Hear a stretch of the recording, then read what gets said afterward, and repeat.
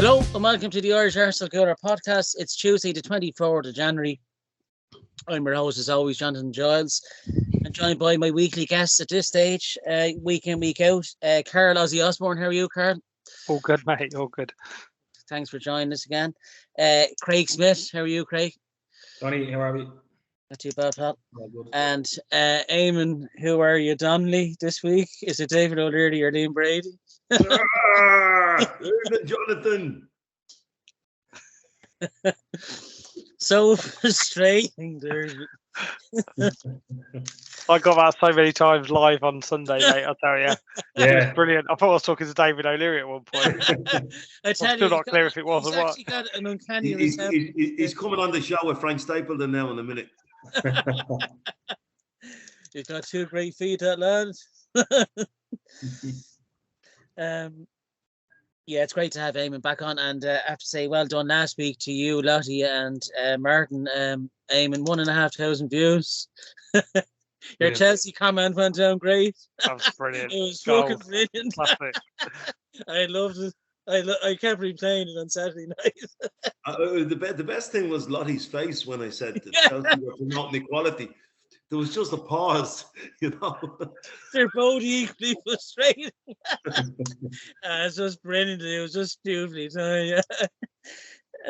That's the most actually we've had on Beyond the Last Man at 1,500 views. Just for that, incredible.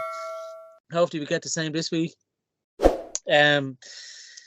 As always, you can catch our show on the Dublin Arsenal YouTube channel and on Instagram, where Martin will be uploading this in the next 24 hours or so when we finish here, and all daily content regarding transfers and anything Arsenal related we'll be putting on Instagram. So thanks to Martin as always. Johnny, can we get Spotify back? Can we get it back up on Spotify? Yeah, I don't want to get that back up when I get a new laptop for more storage space.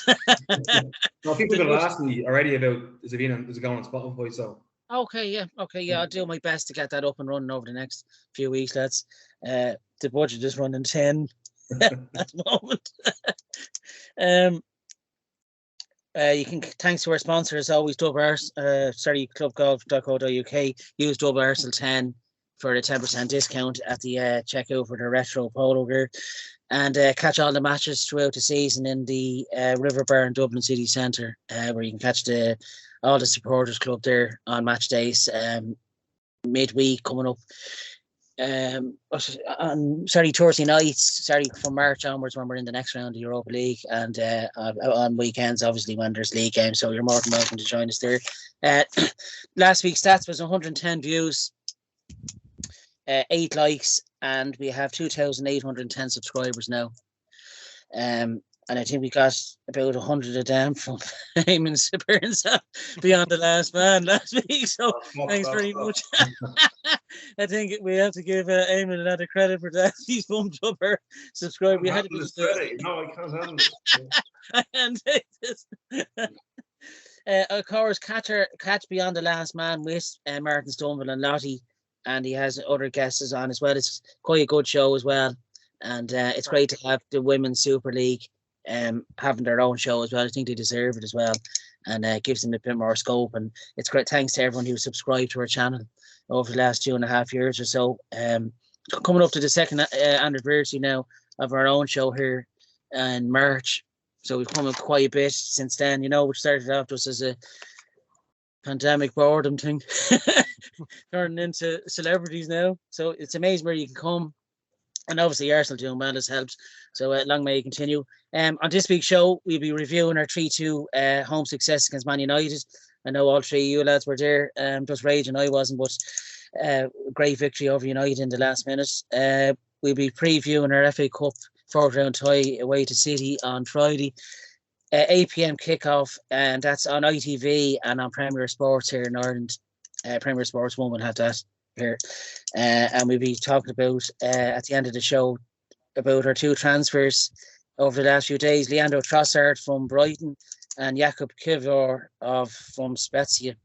So we'll be talking about them at the end. Just before we start the review of the United game, just thought I'd give, I got a book there at Christmas from the bro, Paul Davis, Arsenal and After. read the first chapter there. It's quite a good read. Have you got it yourself, lads, or anything? It's on my list to listen to. I've just finished David Dean actually, which was definitely fantastic. recommend it. Yeah, that one's very good. Probably an unsung hero, really. Eamon would have remembered him more in the RC. He was very quiet lad, wasn't he? But a great player. I'll tell you what I'll say to you. I went to White Hart Lane as a 14-year-old in 1980, and we were playing Tottenham on Easter Monday, and we had played Southampton on the Saturday, which I'd been at as well, and we were playing Juventus on the Wednesday. We were playing Saturday Monday, playing Juventus in the Cup Winners' Cup semi-final on the Wednesday, and we went to Tottenham on the Monday and played as many reserves as possible. Now, they still had Liam in the middle of the pitch, strangely enough. But alongside him was a 17-year-old Paul Davis making his debut. So I was there for that, Yeah. And he looked like he was only a slip of a lad, really skinny, spindly guy. But you could see the football in him. He was a great player for the Arsenal, Paul was, Very athletic as well, Eamon, wasn't he? Very athletic. And the lads used to call him Soul Train after a program that was on TV. He was big into his soul music, and he looked $1 million, Paul did, He did, yeah. That had a heard on, yeah. But the word about the book is that it's a really good read. Yeah. And it's definitely something that I'll take with me somewhere when I have time to read and I'm going away somewhere or whatever, and I'll take it. But one last thing I'd say about him is he was a pure football player, but when the likes of Glenn Cockrell from Southampton blackguarded him with 5 or 6 tackles back in the day, when the way you dealt with that was maybe a little bit more assertive than you do it nowadays, he broke his jaw. He got 9 games for it during the 1990-91 season. He broke his jaw flat out. So he might have given Liam Smith a better fight on Saturday night than Eubank did, Paul Davis, are you listening? There's another career out there for you. No, it's a really good read from what I've had at the first chapter. And there's the forward by Mikel Arteta as well, which is a nice touch as well. It kind of shows the way living now, with the way they're paid now, to when he retired, was looking for work where he should have been really comfortable. Thankfully he's doing well at the moment from what I'm reading. He's with Tom Watt, who's another fellow Gooner fan, so I'd recommend it. Yeah, it was only out since Christmas, I think. Yeah, so yeah, definitely one to buy. That's absolutely. Just I thought to give Paul Davis a mention, and Paul, if you're listening, I'd like you to come on the show. But if you don't, there's no need to assault break our jaws or anything like that. So equally, don't feel pressured. So yeah, there's a bottle of Merlot from Aussie if he escapes. I'll give him a bottle of Merlot if he comes on the show, 100%. So frustrating. We've a new word. Ozzy and I gave Ken Barlow a new piece of at the weekend. I remember. It's all coming back now. No, yeah. I love that actually. You stuck it in the WhatsApp thing. Put a sock in a Barlow. I had it. I laughed a few times when that thing was the drink taken over on me. We might still kick on that straight into the review of our 3-2 home success, which you were all at. Of course, Eddie Nketiah with 2 and the winner. Saka with an absolute thunderbolt. And for United, Rashford and Martinez scored. The win leaves us top, 19 played and 50 points. And we're 5 clear City with a game in hand, of course. That's brought us up to midway at long last.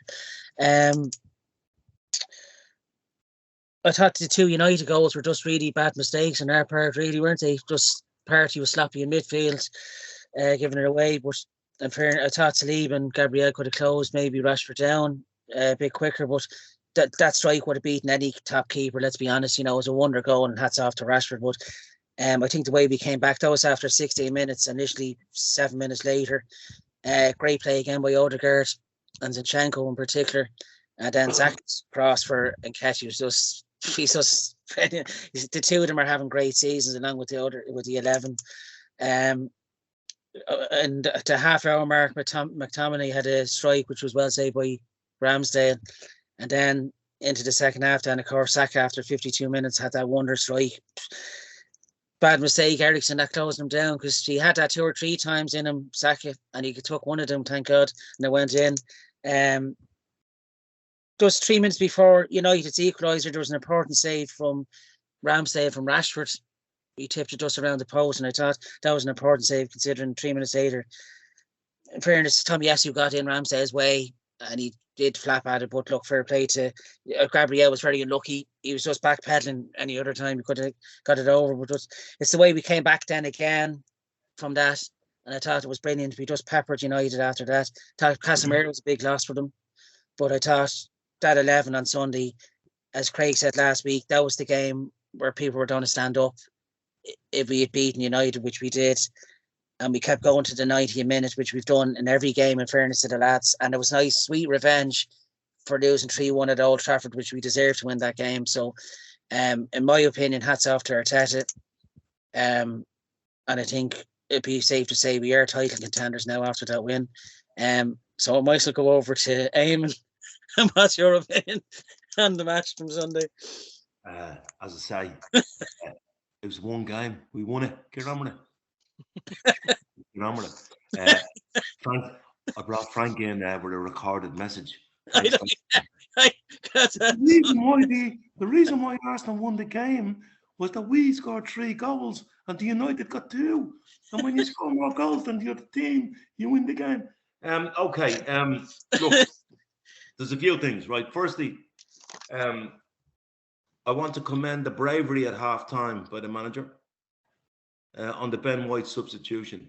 He's just taken off the most informed fullback in the country, knowing that Rashford was the chief danger point and knowing that he was on a yellow card. And it was a brave decision. Secondly, it wasn't that Tomiyasu snuffed out Rashford. It was that every time Rashford got the ball in the second half, or every time he looked like he could get the ball, 3 men went after him.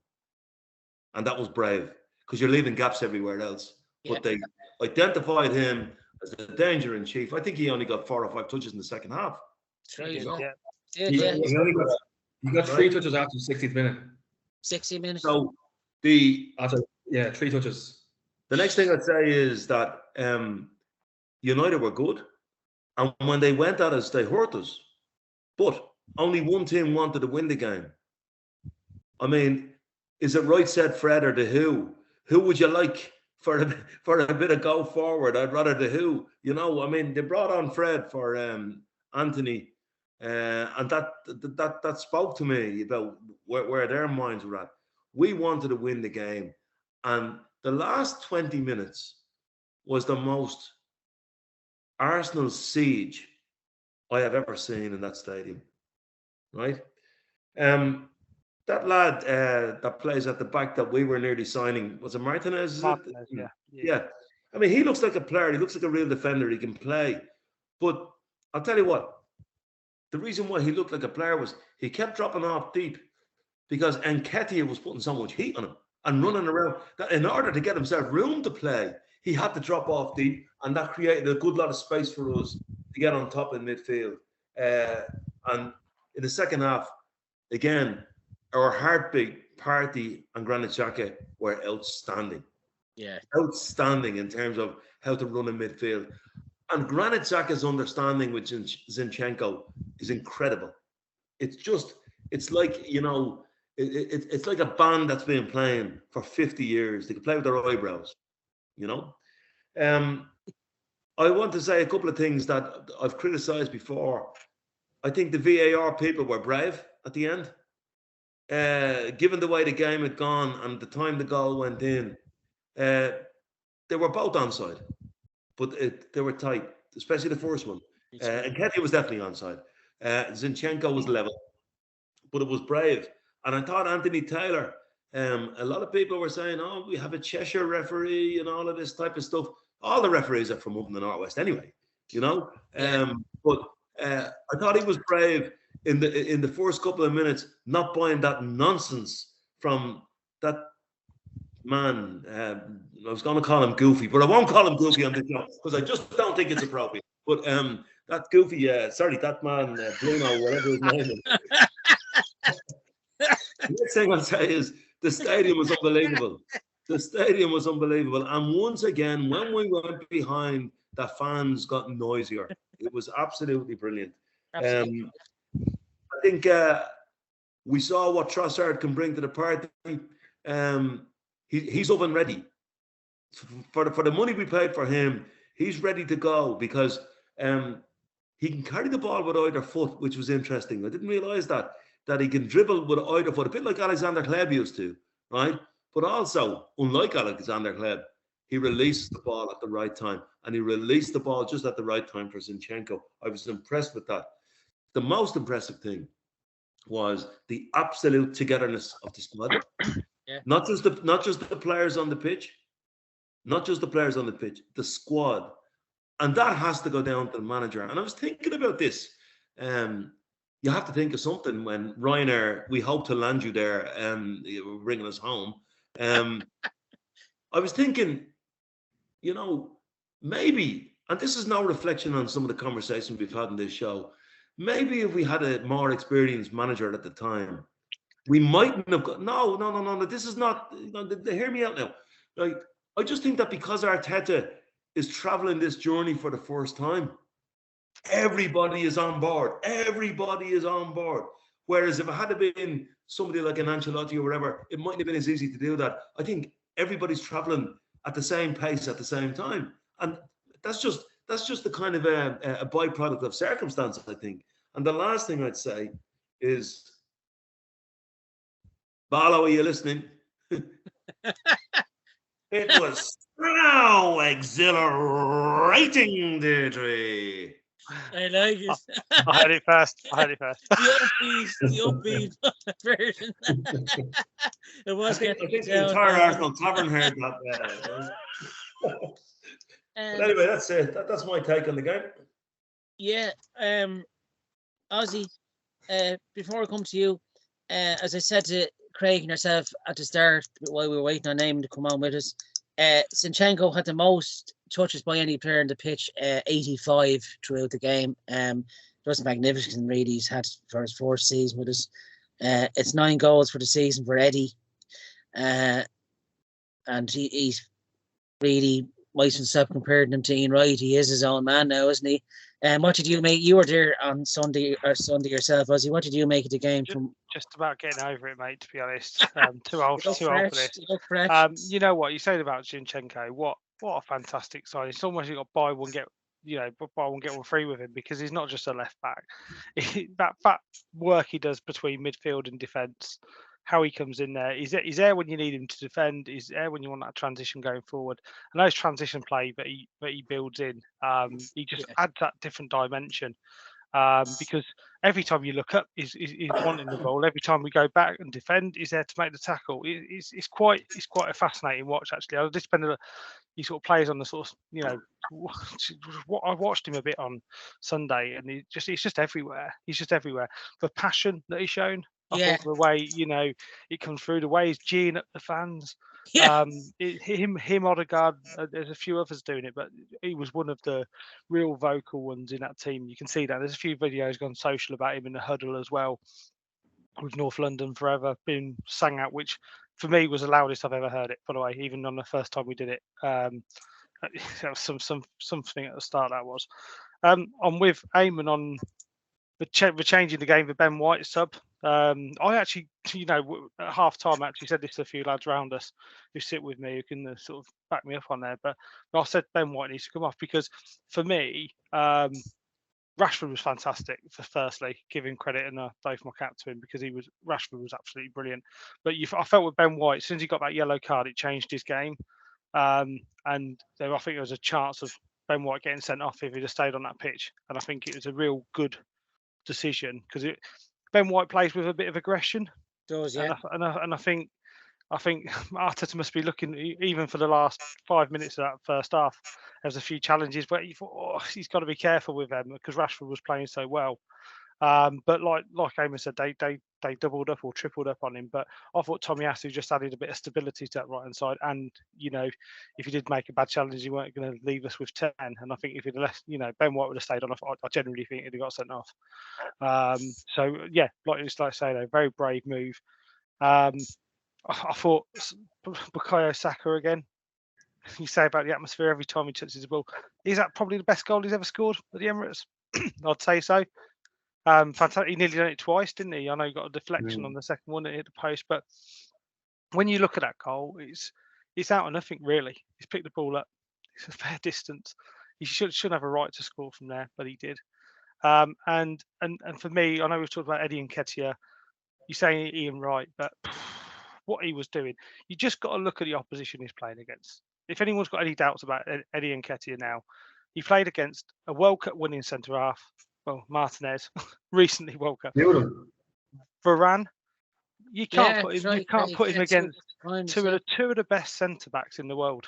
And Eddie Nketiah ran them all game. Physically, he stood up to them. Ran energy stood up to them. And he bagged himself a brace as well. So you can't. If anyone's got any doubt about Nketiah now, the only thing I would be, Jesus is looking at him, congratulating him after the game. I don't know if you saw those videos that the players went up to him, and he was very humble. He's a very humble lad. Yeah.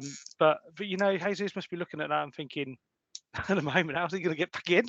If I'm honest. I do think he'll have a problem, Ozzy. I think we've got a lot of games, haven't we? So it's going to be a nice break for Eddie by then. But you've got to be looking at that and thinking, what a player this is. And you know what? Kudos to Arteta for putting that the money where his mouth is with Eddie and putting the trust in him, giving him that 14 shirt, that 5-year contract, because there's been a lot of negative around him. I know Eamon's backed him from the start, but for me, he summed up that Arsenal performance. And yes, the midfield were great. I'm sort of getting bored with saying how good Partey and Xhaka and Odegaard are because they're just doing it week in, week out now. But Eddie Nketiah and me sums up that team. Fantastic performance. Fans were fantastic again. I think the atmosphere, the feeling before and after the game, it was just kicking off left, right, and centre in terms of atmosphere, singing. What a day! What a day! And credit to the Arsenal as a club for producing another day like that. And I think the energy around the ground, the energy before and after, around the streets, in the tube stations, and Euston Station when we're going back, you're still hearing Arsenal songs on the train on the way back. Brilliant all round. There's a sense of the invincible season, isn't there, about it? There's an excitement building that we haven't seen in a long, long time. And it's refreshing to see. And the way we play is refreshing. It's 6 games for Nketiah since the restart from the World Cup. And it's 14 points from a possible 15. And in truth, we probably should have really beaten Newcastle only for defended doggedly. So it would have been a clean sweep since the World Cup break. So hats off to Arteta having us still up there at this stage. Craig, you were also at the game on Sunday. Very excited. I saw you as well. How did you see the game? It was a brilliant game. The lads have touched on a lot of it already. I'm still just sort of kind of getting my voice back from all the singing on Sunday and all the chants, so excuse me if it sounded a little bit hoarse. Look, first half of the game was very tight. I thought United were very good in the first 25-30 minutes. They were very compact and they didn't really let us play the game that we wanted to play. I think towards the end of the first half, we kind of, got into our rhythm and we played through United's lines. The first 30 minutes they packed the midfield and Odegaard didn't really have much of an influence at the first 25-30 minutes. So I think fair play to United because I think they had a good game plan in the first half. And Rashford's strike was, it was a great strike in fairness to him. He's a very good player, Rashford. I wouldn't mind having him at Arsenal. But I think he'll stay at United. The lads have touched on Ben White. Look, he's been exceptional this season.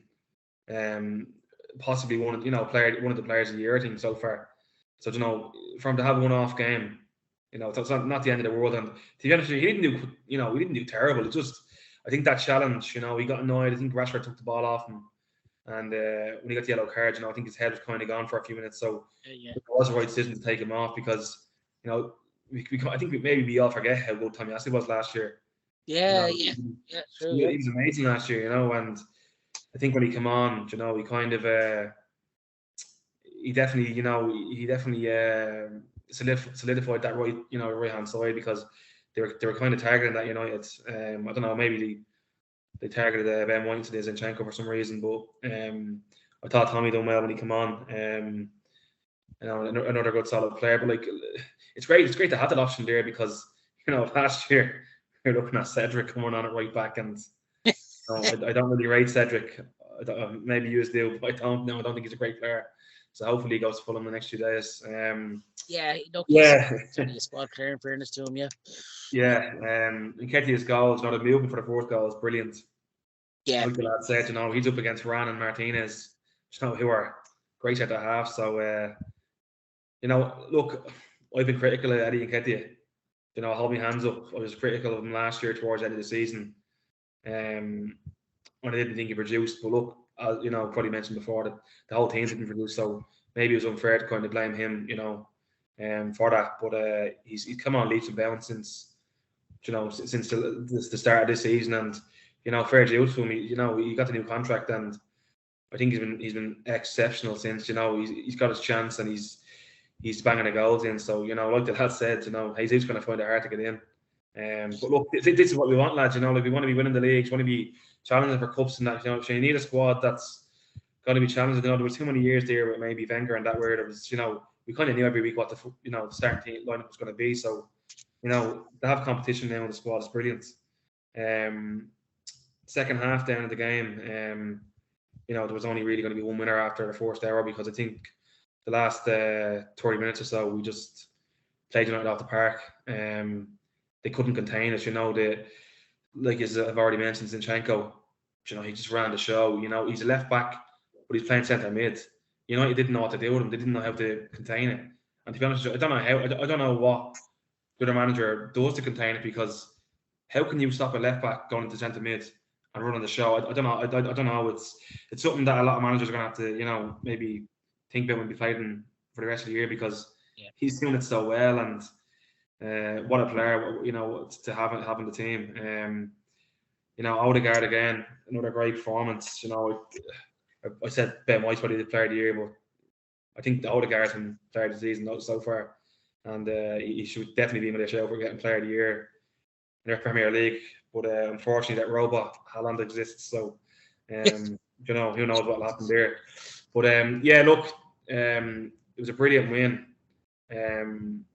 Like I said last week on the podcast, that if we were to beat Sporting United, a lot of people would take notice of this, and I think a lot of people, Arsenal fans and rival fans, are starting to think that maybe it could be Arsenal's year. But look, as Eamon will probably bring me into line, there's a lot of games to go.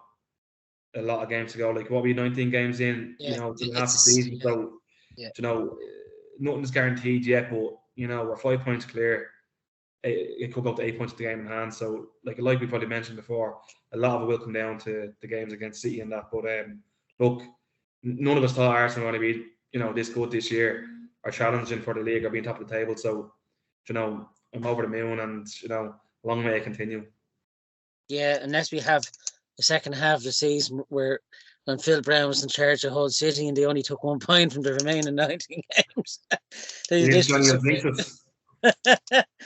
If this was an exam paper for the first 19, it'd be an A+++. It's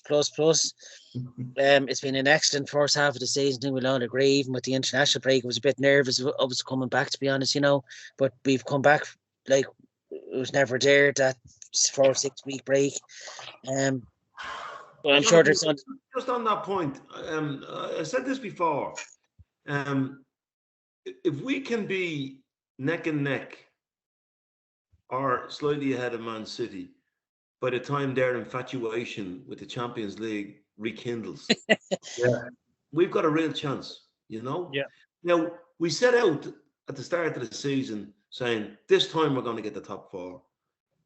9 wins from our last 20 games gives us top 4 football. If you could get those 9 wins posted in 11 or 12 games, you've got a free shot. You have a free shot at the title.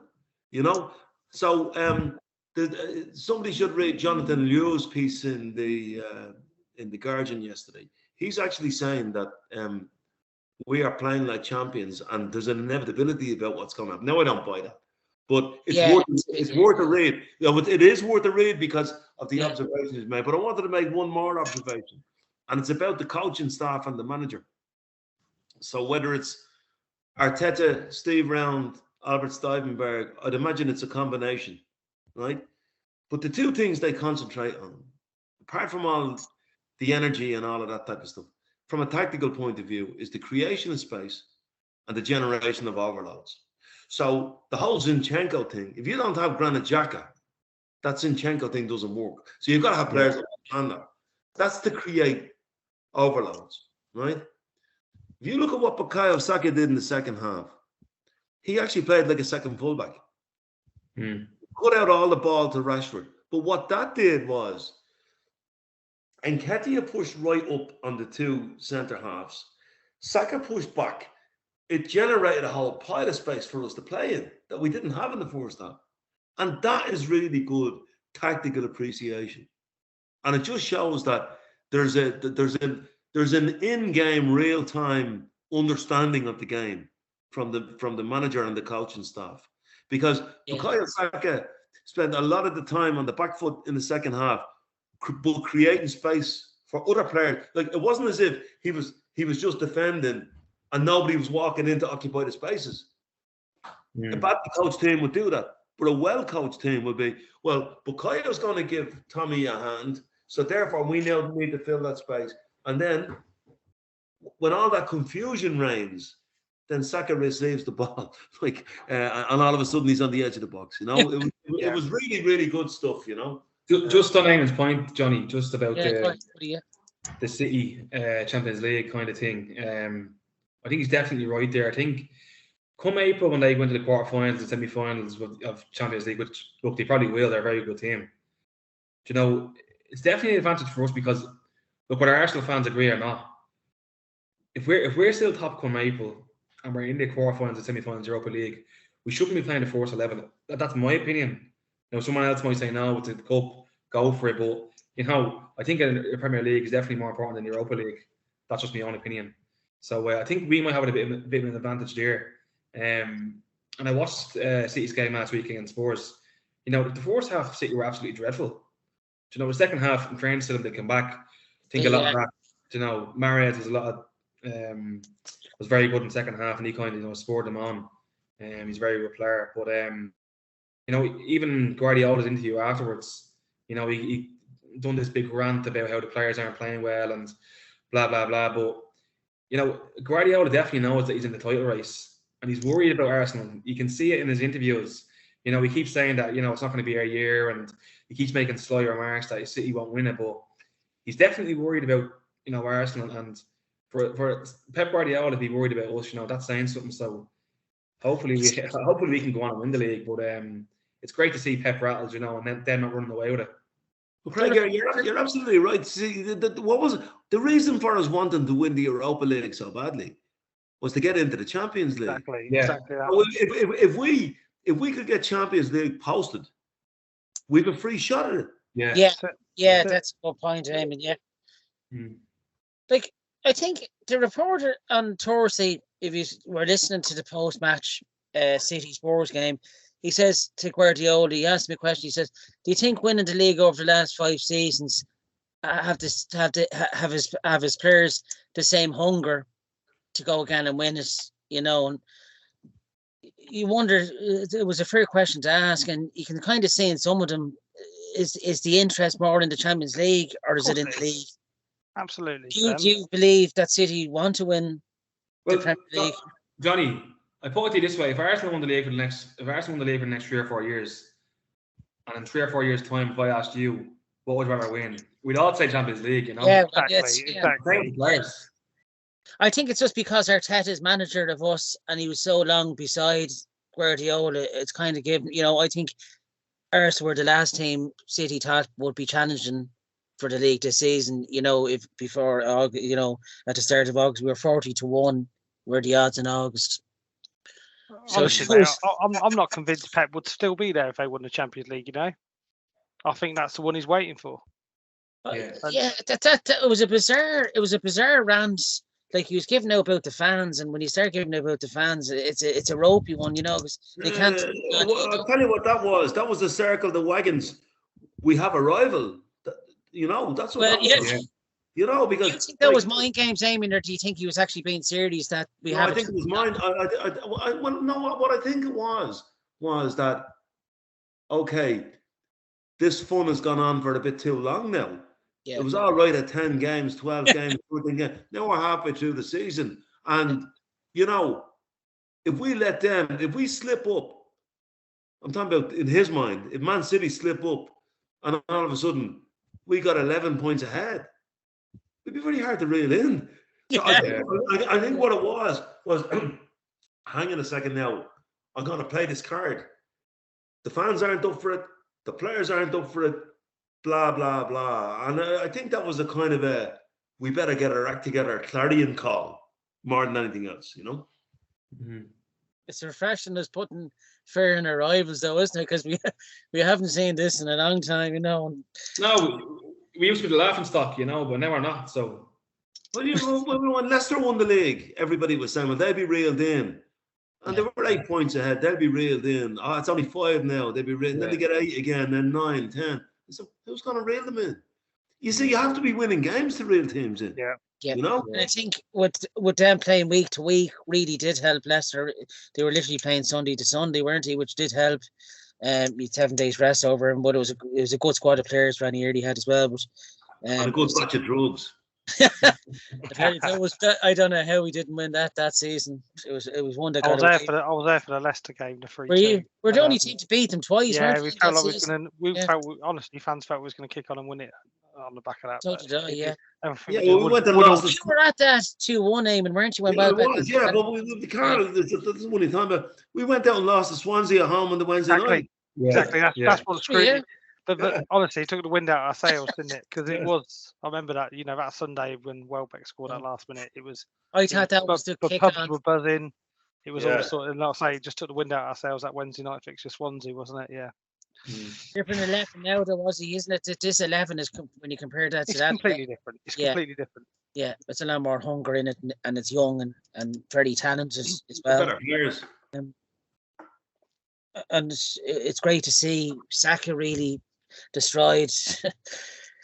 That front three on Sunday really destroyed. The United were in fear of us and in awe of us, I have to say. Your man of the match, lads, to go to Eamon. Who was your man of the match from Sunday? It was very hard. I find it hard now to pick one out. Okay, well, this is one where you genuinely say the team and the managers were man of the match. But I know, Zinchenko statistically was the man of the match, and he's a terrific footballer. I know Nketiah was the player who impacted the game the most, but to me, Bukayo Saka was man of the match, right? Yeah. Simply because he's unmarkable. He is unmarkable. And he also gave Tomiyasu the cover that I'm talking about. It was an incredible performance, like Roy the Rover stuff, But I always say, and of course, it's hard to hear the hum in the stadium now because the stadium is so noisy. But every time that lad gets the ball, you can just hear the drone in the stadium saying something's going to happen here, Yeah, just everyone stands up. Yeah. And you say, well, why didn't Eriksen close him? He was afraid to. Because you get down there outside. You get down there outside and do something and get somebody else to score, It was some hit, though. Yeah, it was some hit. Yeah, he's world class. That's his confidence. He's world class. Yeah, he is. He's on that. He's on that pedestal. He's world class. Yeah. Craig, your man of the match. Yeah, it's a toss-up between Zinchenko and Nketiah for me. I think after Stoiber and Nketiah, I think he's, his 2 goals were great, and his all-round play was just amazing today. So definitely, I've been critical, like I said in the past with him. So I think I have to hold my hands up and say, look, he was brilliant on the day, and he's definitely man of the match for me. Carl, your man of the match? It's Eddie Nketiah again for me. Has to be. I did say to Eamon in the pub, and I haven't changed my mind since then. It was. Yeah. He like Craig said. It's just the way he ran. His He's made a name for himself. He worked tirelessly. Fantastic to see him getting the credit he deserves. And I was having a chat with a Man United friend of mine, and I was told about. He asked me how Weghorst played, and he said he'd have took Eddie Nketiah in a heartbeat at United, which says it all. What people are saying about him, and he can't believe people didn't go in for him when he was short on contract months. So yeah, Eddie Nketiah, fantastic performance. Good. So pleased for him. I can't say that enough. Yeah, I would have found as well about Eddie when Bielsa had him. He only started me a few games. It was bizarre. He never played for Leeds at all. He's a different player now, though. He's a different player. He's a different size. He's grown. Have you noticed, Carl? He doesn't get pushed off the ball. He doesn't lose the ball anymore. He's physical now. People were bouncing off him. Yeah. Yeah. He's built now, isn't he? He's built as a striker now, in every way. Yeah. I'd probably give my man of the match to Saka as well, because just see every time Shaw saw him, he says, "Oh fuck, here we go again." Every time, like it's the minute he gets the ball, it isn't looking that way; it's that way, and it's and his consistency week on week is just brilliant. It must be a joy to have a player that so young and so grounded but so talented. I haven't seen it in years especially and being English as well. I haven't seen it in years. Like he's an end product. But his first touch is so good that every time he receives the ball, because his first touch is velvet, he always has a yard or two. Yeah. And then he can make up his mind what he's going to do, and he has the ability to go inside and out, without getting all, he's got a fight. He's got an head. He's got an head, he's got fight. Very valuable. I love it. Before we move on, can I just mention the pace that Thomas Partey showed against Anthony for that? Have you seen that video? Yeah. Where Anthony was pretty much through on goal. I think the whole stadium gasped as he went through, and then somehow Thomas Partey hit the turbo button. I've never seen a guy move like that. He's changed his game. Yeah. Even now that you mentioned that, Anthony is now going to rival Bruno Fernandes as top dickhead. Yeah, he is. He's a dickhead. He's a wind up, isn't he? Just another dickhead. I have to say he was very poor compared to September. He was a different player. He looks completely. He doesn't look 70 million anyway. That's for sure. But I have to say the credit has to be given, lads. I work with 3 United heads in work, and the 3 of them said to me there over the last few days, where has Brandon Xhaka and Thomas Partey come from this season? He says they've been unbelievable. And for that to come, and he even said themselves, he's deserved to beat us in September, and he completely deserved to beat us Sunday. That in itself, these are 3 United fans that wouldn't give you the rub of the cream. It's great to hear, to see how well we're doing from the opposition fans. Yeah. John, I just want to make one more point before go ahead. Can I just say, get well soon to David De Gea. The shoulder was sore at the end of the game, so just get well soon to David De Gea. I hope he's okay and he's not in hospital. Idiot. Yeah, he's the way he acted when Nketiah's goal went in, and it's. Maybe we could crowdfund the 6 weeks he's going to miss, so he gets his wages, because that bad shoulder injury like that, you're not going to come back anytime soon. Who had the shot, lads, again? 30 before the Nketiah goal, the save he made. Who took that shot? Was it Odegaard? Nketiah, was it? Yeah, that deserved to go in itself, didn't it? It was hats off to him, was some save. But, I like that one, Craig. Fair play. Good call. Yeah. But so it's get well soon. And definitely when he was rolling around the ground at that time of the game, let's do it all together. What was it? It was so. Oh, look at that! In sync there, boys. I think I prefer the new name so much. The last thing I'll say though about the experience of being there, right, was there was some Turkish lad behind me, and we were having a full slow set dance for the first 2 goals. Like great stuff. When the third goal went in, I just froze. I said, I smell VAR off this straight away. Yeah. I didn't celebrate. Couldn't. And it was kind of muted when the goal went in. But the roar when Anthony Oh, my word, yeah. yeah. You hear it on the TV. It comes on the TV, doesn't it? Yeah. When the winner Yeah. went in, Arteta was very muted. I think he was hoping he wasn't going to get a red card, because he already had the yellow. So I think he's had to say, look, keep the emotions in. Yeah. But look, There still wasn't a hair out of place. I have to say, it's a beautiful head of hair. Oh, like Lego. He looked like that back in 2013 when he was there with us. I told you before, a good Everton mate of mine, I was talking to him one day, he said, and he texted me during the game to say, is Mickey dyeing his hair or is he still just fucking beautiful? He's bold. I have to say, he is a big name manager now, lads. And he's on that journey. I say it. He's on that journey. And you know what? It's a bit like what I said about Nketiah. It's like he's a natural goal scorer. And I'd rather he be with us scoring goals. Think back to Andy Cole, right? Think back to Andy Cole. Okay? Yeah. We opted for Kevin Campbell rather than Andy Cole. I think we should have done it the other way around, right? Yeah. And with Arteta, he obviously has brilliant knowledge of the game.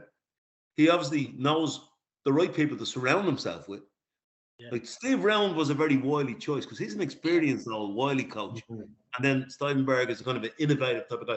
So we got a manager who was a small bit green, but knows the game inside out. And I'd rather him know the game inside out with us than with anybody else. Yeah. Can I ask you as well, Amy, before we move on? In your honest opinion now, when you've seen us after 19 games, do you consider us as title contenders now? Well, you see, I have to have a word to you about your listening skills, Jonathan, right? What I said was that if we turned around after Christmas, after those 3 games, Newcastle, Tottenham and Man United, and we still had a lead, well, then you've got to start thinking, well, what can stop you? Man City can stop you. Liverpool can't stop you. Chelsea can't stop you, right? They might take points off you. So we've actually made the title a 2-horse race now. Of course we're contenders. Yay! There that is. Now, every silver lining has a cloud. End it now. End the show. Stop the pod. Thank you very Thanks for having me on the show, and I'll see you in a couple of weeks' time when I get me. Now, we're saying this now on the 23rd of the 4th. The international break will be coming up on the 18th of March. It will be completely different. And we'll say, I told you, Stats. Put a sock in it, Barlow. Sock in it, Barlow. I have to say it. Yeah, so that leaves us, lads, before we move on. 50 points clear of City by 5 points. And it's a nice lead going in to the FA Cup. So we don't want to put a damper on anything, right? Okay. Our next league game is against Everton. 12-40. Very good record playing against teams that have just changed their manager. Yeah. As I said, the optimism was just dropped right down within a second. That's 12:30 as well. That's an early morning one as well. And Everton, of course, could have either Bielsa or Hassan Huddle. I heard being mentioned. It's hard to know who'll go in there. Hassan Huddle's a Gooner. Yeah, Martin, are you listening? He does the Women's Soccer League podcast.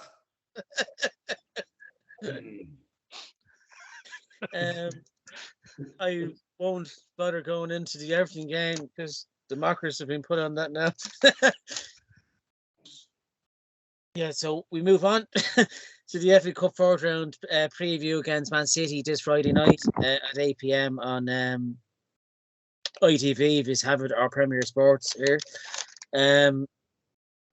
City won 4-0 at home against Chelsea in the last round, and ourselves, we won 3-0 away to Oxford, and Nketiah twice, and Nenny scored. It's the first part one of a trilogy now against Arteta v Guardiola. To be honest, not really. I'd like us to go far in the FA Cup, but I'm not. To be honest, this season I'm not really too bothered. you know. Hopefully he fields a few fringe players. I'll go to Eamon again. How do you see this game going, Eamon? I'm just writing down the team sheet. Turner, Tomiyasu, Holden, Kioya, Tierney, Elneny, Xhaka, Vieira, Trossard, and then he's got to play Nketiah up front. And he'll probably play Smith Rowe and Nketiah. That will tell you, by the way. No, I don't know. He mightn't play anything like that team, but that's the team that would be available to him by resting 9 players, right? And I'm just going to say that team again: Turner, okay, Tomiyasu, Holding, the new lad, what's his name again? Kivier. Yeah, okay. That may or may not happen, but it could.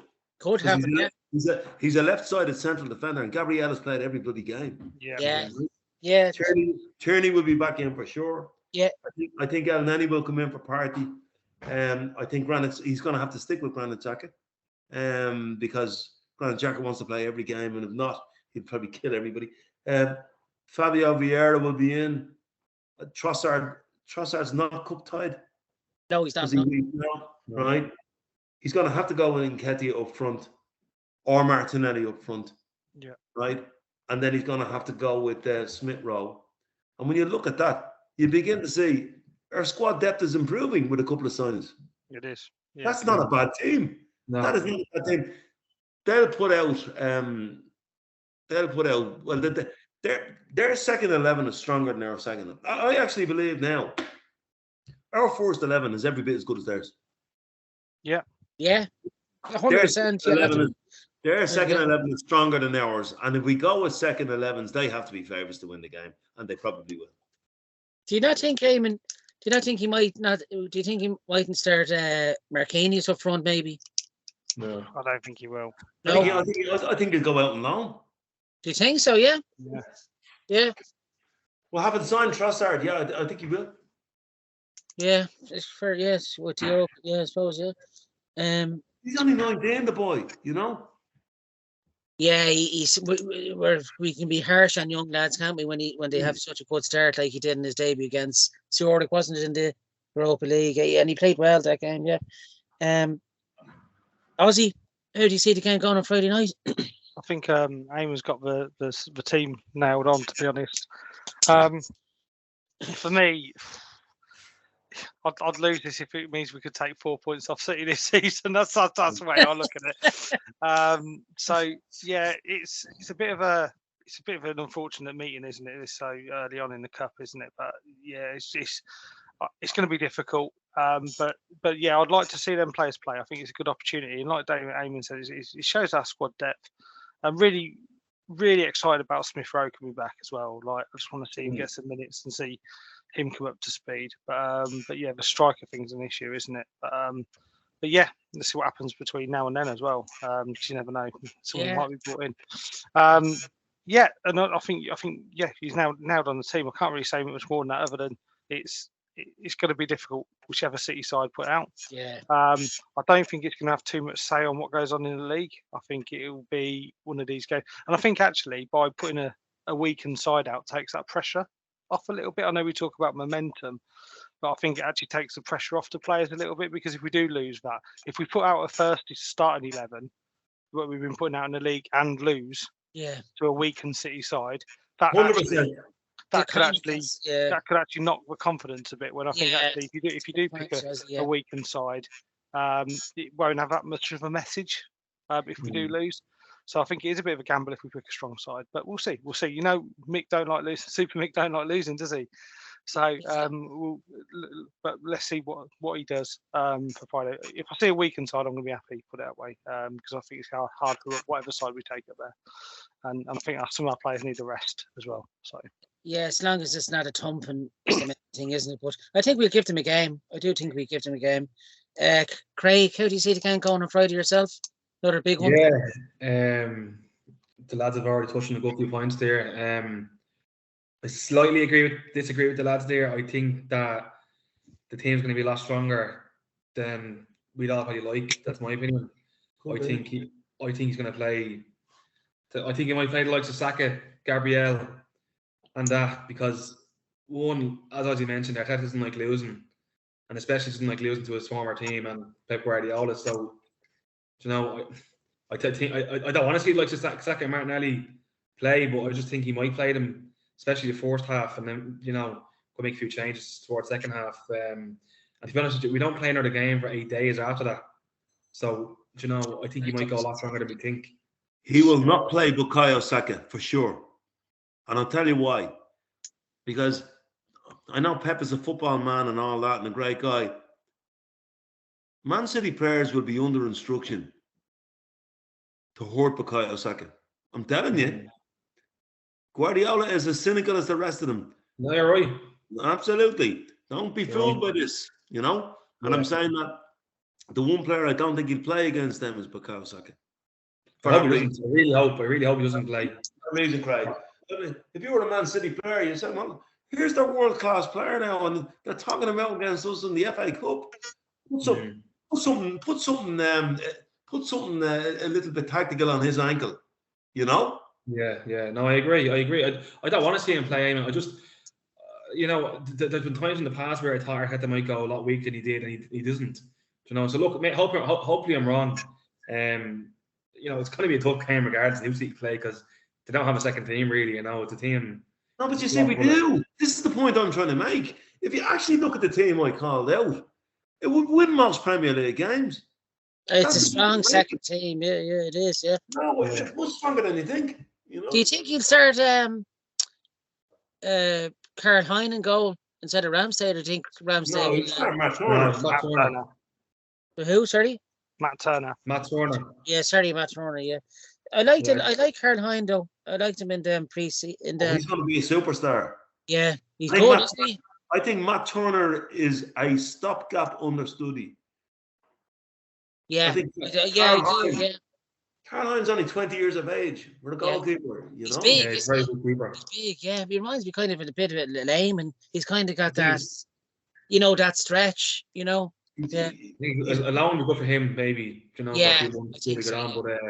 Look, it's going to be a tough game. City away is always tough. So, would you like? Do you think, not disrespecting the FA Cup or anything, but would you like us to go out at this round and concentrate just solely on the Premier League and Europa League for this season? And just no, I wouldn't, because I couldn't handle the meltdown on this podcast. What do you mean? You want a big name manager? You lost again to Brighton with a there was a meltdown. No, I think look, we have to be realistic. If we were playing away against Fulham, you'd kind of say, come on, go a bit strong and try and win the game and stay in the competition. Yeah. You're playing away against Man City, right? Now, they might put their strongest 11 out, but they won't. They won't, right? Mm-hmm. And I think what we should do is pick our strongest available team that's not going to be too risky in terms of what you could lose with a kick here and a kick there, And I think we'd be competitive. I actually do think we'd be competitive, The only thing I really hope doesn't happen is it goes to a replay. I really don't want that. We don't need another game. And if it does go to a replay, you're probably talking, a few days after that. So I really hope that doesn't happen. Craig, if it's 1-1 in the 94th minute, I'd nearly superfly virtually through the screen and get a diving header into my own net myself. I'll join you. To be honest, I think the game probably be long over by then. But I wish lads, I'm just appealing to all Arsenal fans of a certain age and disposition. If we lose the game, please, no meltdown. Just chill out, Enjoy the finer points in life. It's part one of the trilogy. That's the way I put it. There's a documentary on the Grey Squirrel on BBC Two at the same time. What's that, What documentary is that, mate? I'm gonna give that a watch. Yeah. Friday night. The forestry habits of the Commonwealth. Yeah. let's not go into lockdown, lads, or meltdown. It's only a cup game.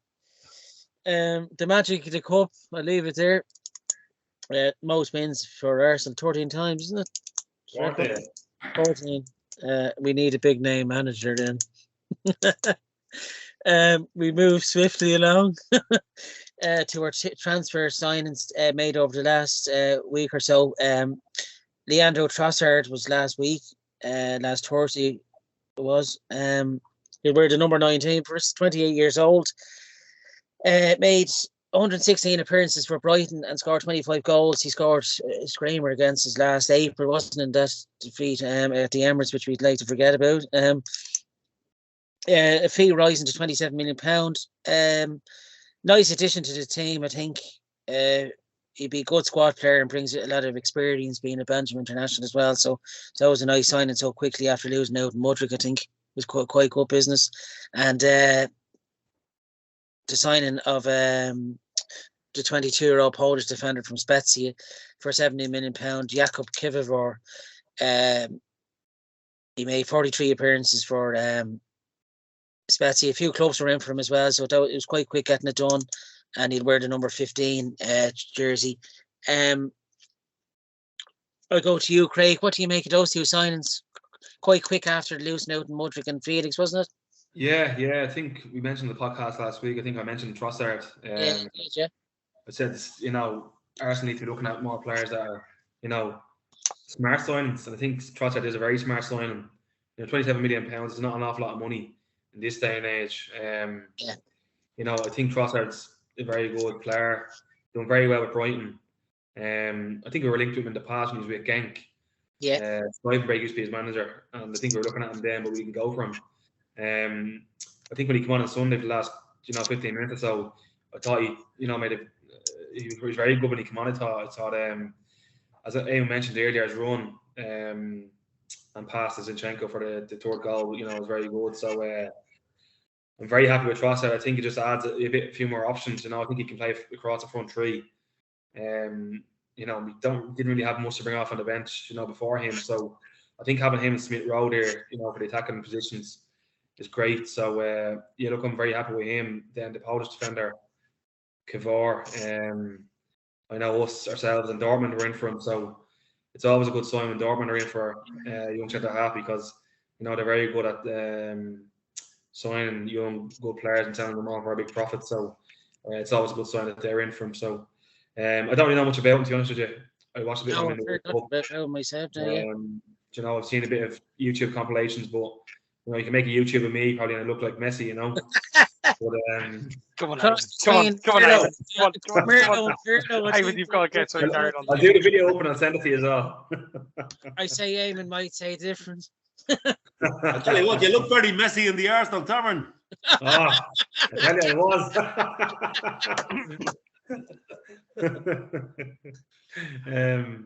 Don't be giving me secret to Eamon.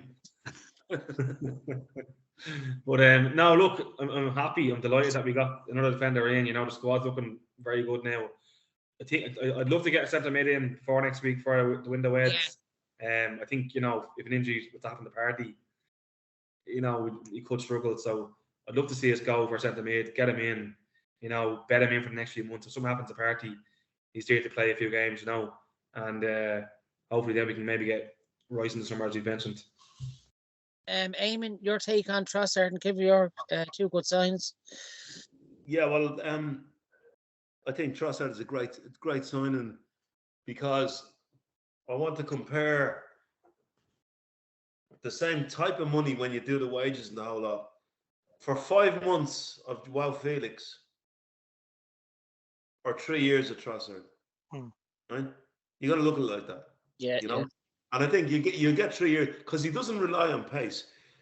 So he's a ball player. So you'll get 3 years out of him for that type of money, and he's ready-made Premier League. And I was at the game when he scored against us for Brighton. I was very impressed with him that day. That's number one. The Polish lad, we sound like Johnny Jones there. The Polish lad there. The Polish lad. The word on the street there is we had to get in early to get him. that it wasn't necessarily something we were going to do in January, but we had to get in early to get him because there's a queue of clubs. Because he's a guy he's very quick. So for a centre half, that's good. Yeah. He's nearly as quick as Igor Stepanovs, apparently. No, he's Igor. He's Igor Stepanovs and Gus Caesar all rolled into one.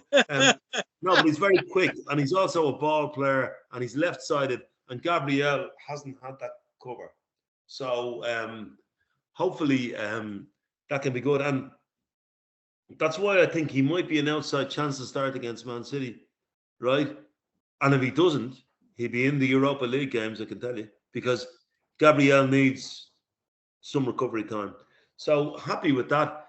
I'd love another central midfielder, but they're not in great supply. The type of ones that we need are not in great supply. Like, there's loads of nippy-nappy little players here, there, and everywhere, and Carlos Kickaballs, all of that good stuff. But you won't replace Thomas Partey very easily. No. Those players aren't there. And I actually think what will happen, if anything happens to Partey, is Zinchenko will go in the middle of the pitch. Yeah. I think that's what will happen, you know?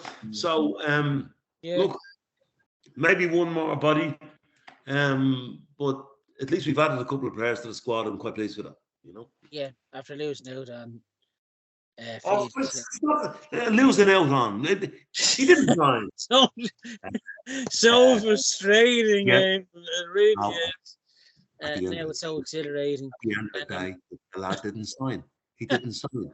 I made 722 appearances. He didn't sign. Get on with it. And on that note, Ozzy, what do you make of the two transfers? Right, so Trossard for me is a big deal on socials about his age. He's only just turned 28. For me, it's a really big signing for him as well. It's his probably last shot at it. So, the big time, because he's going to be, where he's going to go, he's going to be sort of hitting his 30s afterwards, isn't he? So it's a good opportunity for him. I quite liked him when he came on. He's wearing the number 19 shirt, famous for Santi.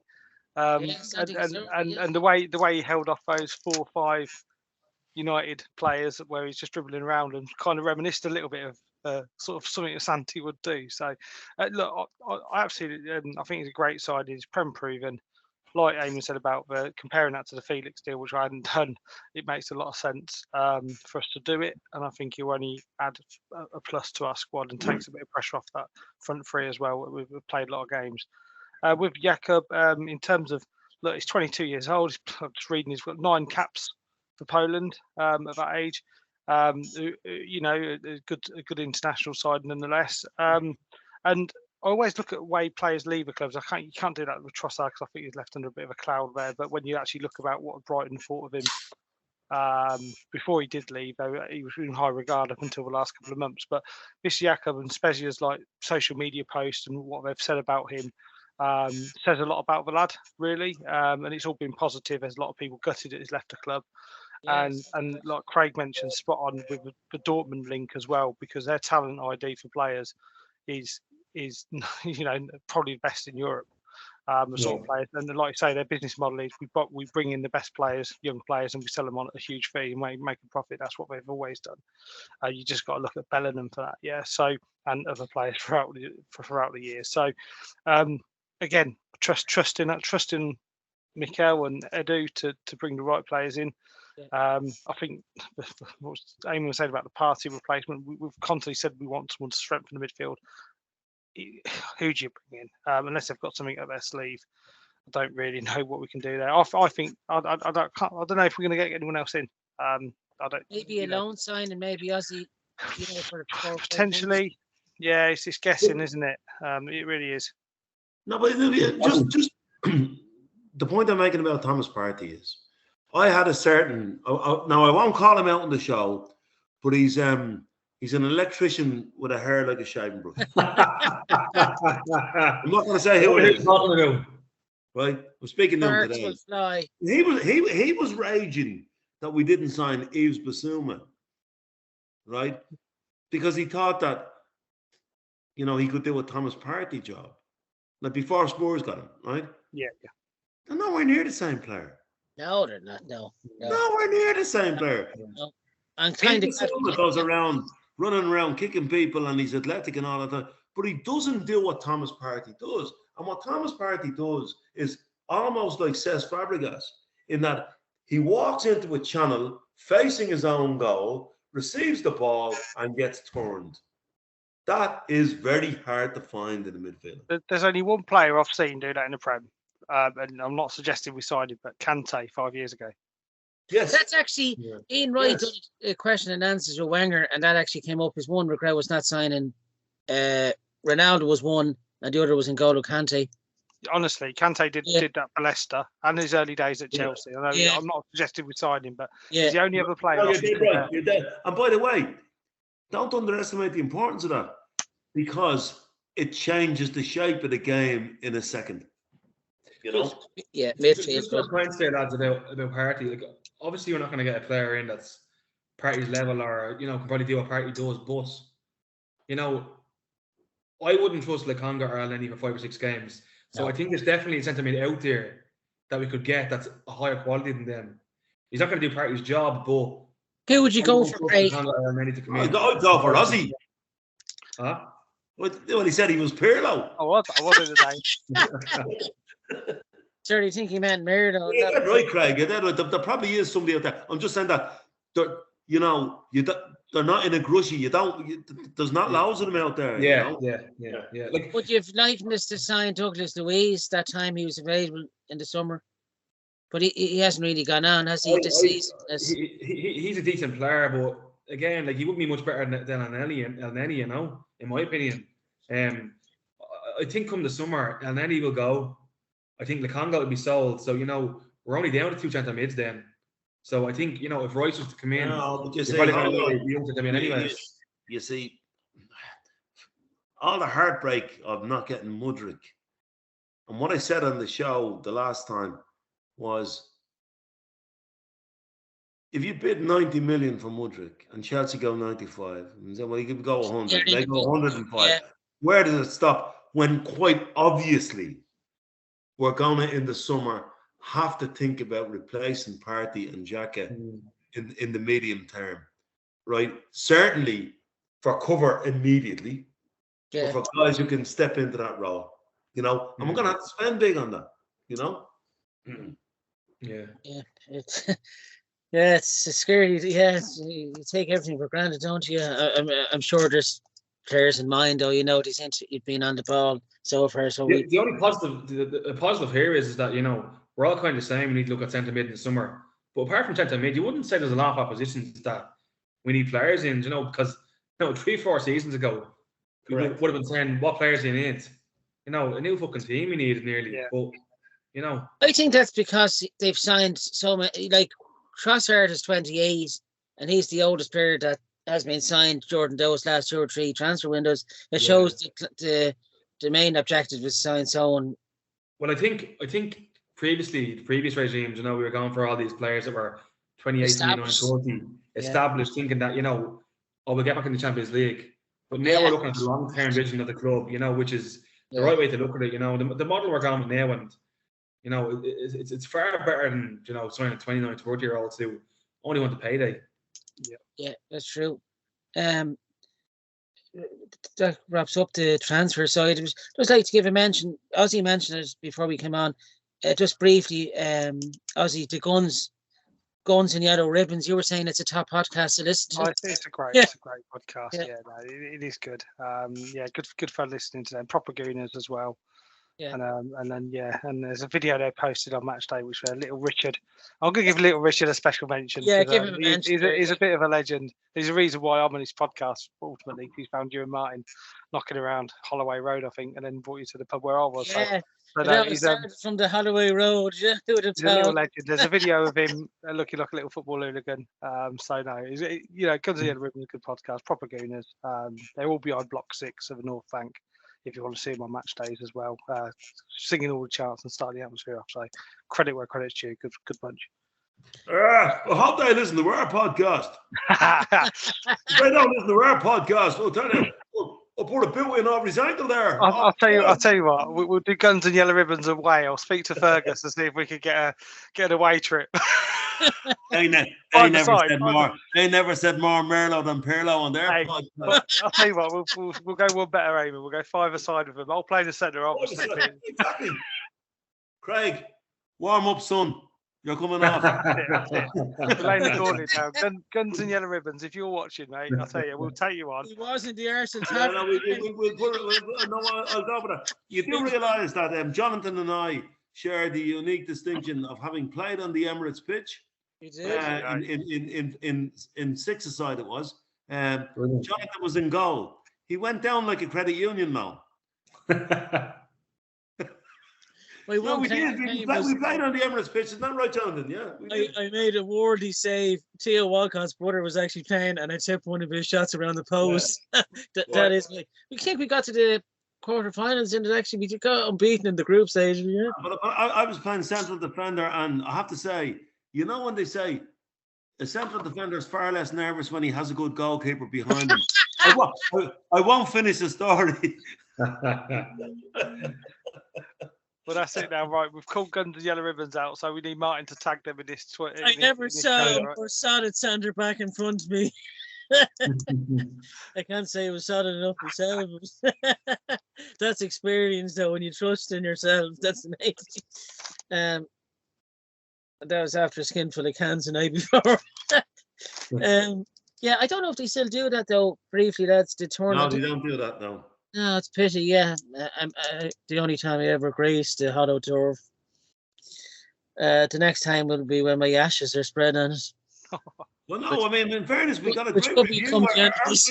Our team got a great review. They said the Dublin Arsenal Supporters Club, they started the tournament by setting low standards for themselves and failed to meet them every time.